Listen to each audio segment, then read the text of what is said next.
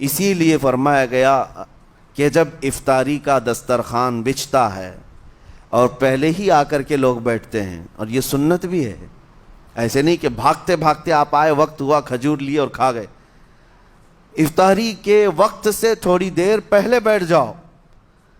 تمہارے دسترخوان پر نعمتیں رکھی ہوئی ہیں، پھل بھی ہیں، میوہ جات بھی ہیں، کچھ کھانے پینے کی چیزیں بھی ہیں، ٹھنڈا شربت بھی ہے، دیکھتے ہوئے بیٹھے ہیں آپ، لیکن ہاتھ نہیں لگاتے ہیں۔ انتظار ہے وقت کا کہ ادھر سورج کے غروب ہونا ہے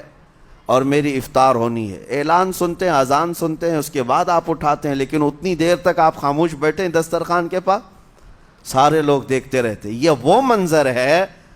جس کو فرمایا گیا رب ذوالجلال بھی اپنے بندوں کو دیکھ رہا ہے،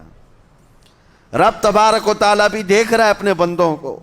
اور سارے فرشتوں کو بلا کر میرا مولا اعلان فرماتا ہے یہ میرے بندے ہیں، دیکھو یہ شام کا وقت ہے، ان کے حلق سوکھ چکے ہیں، ان کے پیٹ میں بھوک کی شدت ہے اور ان کے سامنے اچھی نعمتیں پڑی ہوئی ہیں، اے فرشتوں دیکھو میرے ان بندوں میں سے کوئی بھی ان نعمتوں کو ہاتھ نہیں لگاتا،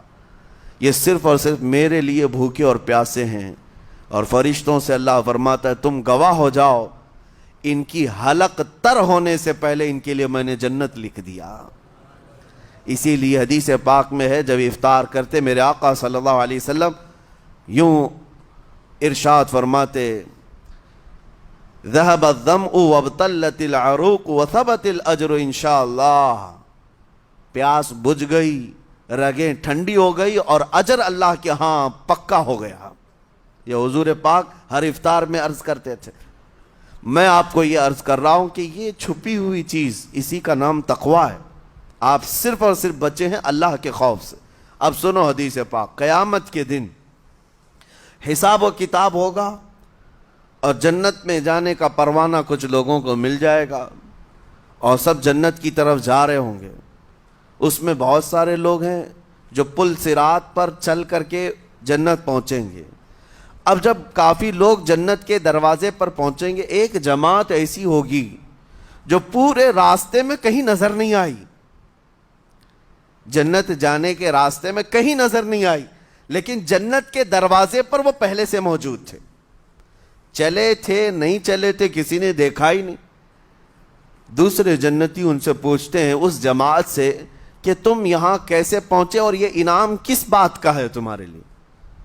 تو وہ جنتی کہتے ہیں ہمیں روزے داروں کی جماعت میں رکھا گیا، ہمارے روزے اللہ کو پسند آئے، اور آج رب تبارک و تعالیٰ کا حکم ہوا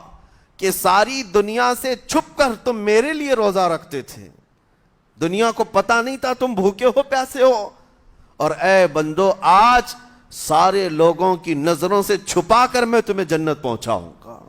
وہ ایک جماعت ایسی ہے جو راستے بھر چلتی ہوئی نظر تو نہیں آئی لیکن جنت میں پہنچ گئی، وہ روزے داروں کی ہے۔